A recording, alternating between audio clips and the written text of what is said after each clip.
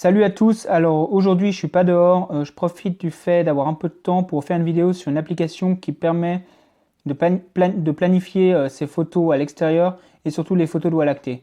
Donc celle que j'utilise et que j'aime beaucoup, je l'utilise depuis environ 2 ans, c'est Planet for Photographer. Et il y a une version pro et une version pas pro, alors je sais pas exactement la différence entre les deux. Moi j'ai payé pour la version pro, elle vaut à peu près entre 9 et 10 euros il me semble. Donc voilà sur quoi vous arrivez, donc c'est une carte et il y a des informations dessus que je vais vous expliquer. Donc il y a possibilité d'utiliser plusieurs cartes, Google, une chinoise, l'OpenStreetMap il me semble, mais moi j'utilise celle de base de Google parce que c'est celle que je connais le mieux. Donc en premier, qu'est-ce qu'il y a? Il y a un calendrier. Et dans ce calendrier, vous avez un calendrier normal qui vous montre un peu les phases de la Lune. Et il y a le calendrier que j'utilise vraiment beaucoup, le calendrier lunaire, qui est donc pour l'emplacement que vous avez décidé, les phases de la Lune du mois et de toutes les années, jusqu'à... vous pouvez planifier à l'avance longtemps. Ça vous donne aussi quelles sont les meilleures journées sans Lune ou les meilleures journées pour voir le centre de la Voie lactée.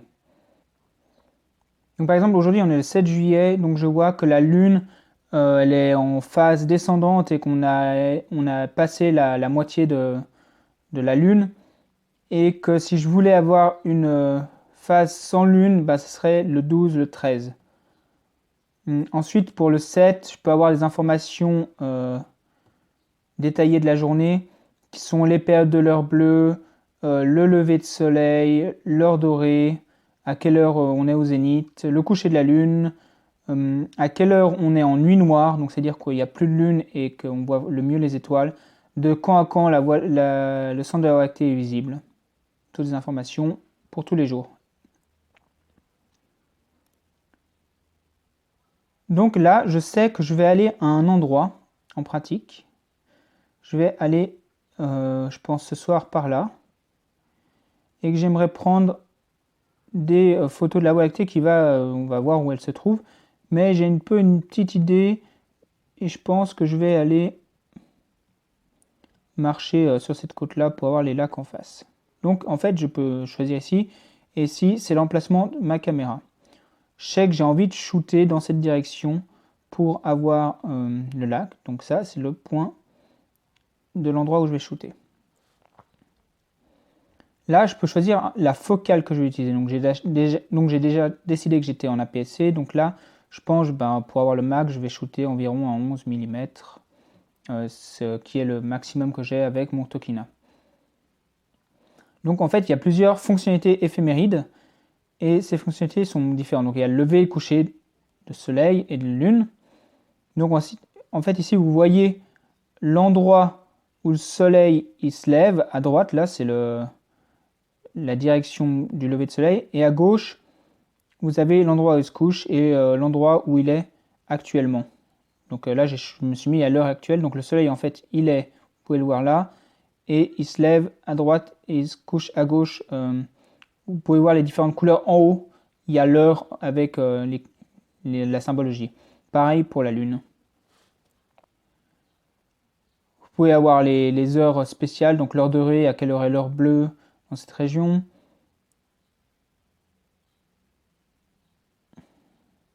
Vraiment, la course du soleil et de la lune, là, ça rajoute en fait l'arc de cercle que va faire le soleil et que va faire la lune. Voilà. Et moi, alors je l'utilise surtout cette application pour la photographie de nuit. Donc c'est le deuxième Donc c'est le deuxième encarté là. Donc c'est la deuxième ligne. Donc en premier temps, qu'est-ce qu'on peut ici voir? C'est la carte qui permet de voir s'il fait vraiment nuit dans la région où on est. Donc là, je vais dézoomer un peu. Vous pouvez voir qu'ici on est en vert. Moi, je suis en vert foncé. Et en vert foncé, on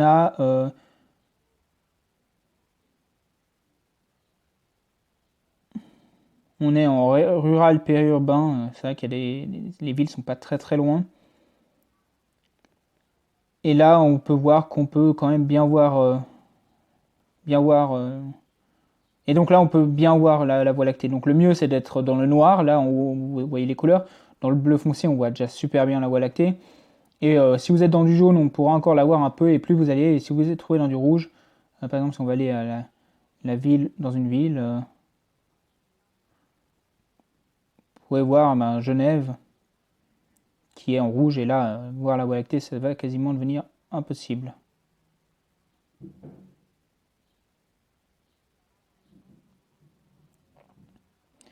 Donc une fois que j'ai quand même vérifié que j'étais dans une région où je pouvais quand même voir relativement bien la Voie lactée, je vais sur le centre de la Voie lactée. Hop. Et là, je posais la question, est-ce que la Voie lactée va passer dans mon champ de vision? Donc là, bon, on est à 11h57 du matin, vers midi. Donc là, la Voie lactée n'est pas visible. Donc après, je passe les heures. Généralement, je travaille comme ça. Et là, on voit en fait que la Voie lactée, elle arrive là. Elle n'est pas très visible parce qu'il fait encore jour. Là, la Voie lactée, elle arrive depuis la droite. Il est donc minuit et la nuit noire commence. Donc là, en fait, on va bien la voir, la Voie lactée, juste qu'elle n'est pas dans mon champ. Je vais voir si elle va passer dans mon champ de vision avant qu'il fasse jour. Donc là, minuit 11, hop, là c'est à 1h, à 1h11, la Voie lactée commence à rentrer. Et à 2h11, il y a le lever de lune. Donc en fait, je sais que je vais devoir faire mes photos entre 1h11 et 2h11, que la Voie lactée, elle sera sur la gauche de où je vais prendre ma photo, et que la lune, en fait, elle se lève par la droite, vous pouvez voir. Donc même si j'attends un peu qu'elle se lève, en fait, ça va éclairer mon paysage, et je vais avoir un paysage éclairé avec sûrement la Voie lactée qui sera toujours visible. En fait, c'est très embêtant si la Lune se trouve dans la même direction que la Voie lactée. Là, la Lune va éclairer votre ciel et vous ne verrez plus rien. Mais si la Lune arrive par l'arrière où vous êtes, ça va éclairer votre paysage, ça peut rendre des photos très sympas.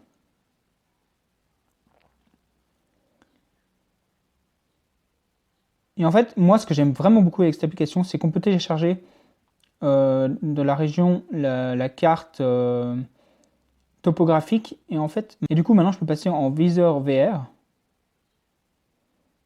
Et là, je vois en fait ma montagne, mes montagnes, avec ma focale, donc je peux zoomer si je veux. Je vois un peu la topographie du terrain et je peux aussi voir où se trouve la Voie lactée, donc elle va se trouver comme ça. L'idéal serait quand même qu'elle soit plus par là, mais pour ça, il faudrait attendre une autre période de l'année. Et par contre, je vois surtout que depuis depuis l'endroit où je suis, le centre de la Voie lactée, il est au-dessus des montagnes. Si je restais un peu plus bas dans la vallée, je le verrais caché par les montagnes. Je vais vous montrer après. Du coup, je peux encore passer les horaires. Puis là, vous voyez qu'il va descendre gentiment. Donc, il faudra vraiment pas trop attendre. À 1h, il est encore un peu plus haut, mais aux alentours des 2h11, c'est là que la photo, je devrais la faire et que ça rendra le mieux. Donc, pour vous montrer, si en fait je descends au niveau du lac, donc là, je suis quand même bien plus bas. Maintenant, je vais voir mon viseur. Ben là, vous pouvez voir que dézoomer un peu. Donc on a une autre perspective sur les montagnes et notre Voie lactée est beaucoup plus cachée. C'est pour ça que je monte pour essayer de la prendre, sinon j'aurais que la fin de la Voie lactée. Donc il faut monter et on arrive à voir ce centre au-dessus des montagnes. Donc ça, je trouve que c'est vraiment un outil assez puissant pour planifier ces photos de nuit. Il y a des possibilités d'avoir toutes les dates où le centre de la Voie lactée sera visible depuis l'endroit où vous êtes. Enfin, moi, je l'utilise comme ça, mais il y a des façons de faire différentes. Un autre outil que j'utilise aussi un petit peu, c'est Ombre et Lumière, qui me permet, si depuis cet endroit, on va dire que je suis là, et que je veux prendre en photo cette montagne-là. Et ben, je veux savoir si maintenant, donc l'heure qui est maintenant, hop, si l'endroit, le montagne que je vais, elle va être éclairée ou pas. Et donc là, vous pouvez voir que le soleil tape directement sur la montagne, donc elle est éclairée. Par contre, maintenant, si je change l'horaire pour le lever de soleil. Voilà, lever de soleil. Donc le soleil qui se lève sur la droite, sur notre droite là. Et ben, la question c'est est-ce est-ce que la montagne va être éclairée pour le lever de soleil ou pas, ou est-ce que c'est bloqué par d'autres montagnes. Donc maintenant je peux de nouveau voir, et en fait vous voyez que le soleil il est bloqué par beaucoup de montagnes avant de toucher ma scène. Donc au lever de soleil cette montagne est toujours pas éclairée. Par contre si je déplace un petit peu l'horaire, donc à 7 heures, et ben là, maintenant, il est éclairé. En fait, je peux regarder à quel moment et avec quelle lumière je vais avoir mes sommets de montagne éclairés. Voilà, c'est comme ça que j'utilise Planet for Photographer Pro. Et je trouve que c'est vraiment un bon investissement, surtout si vous voulez faire un peu de photos de nuit. Dernière chose, il y a possibilité de sauver ces plans et donc d'en avoir plusieurs de prévus et d'y revenir, de les nommer et tout. Voilà, je vous conseille vivement de regarder en tout cas la version gratuite, voir ce qu'elle fait déjà et si ça vous plaît. C'est en français maintenant, au début elle était qu'en anglaise, maintenant c'est en français, donc n'hésitez pas, je pense que c'est disponible sur Android et je pense aussi sur iOS. Essayez, puis dites-moi ce que vous en pensez, et puis surtout allez faire des photos d'étoiles, avec ça vous ne pourrez pas les louper. Et ciao!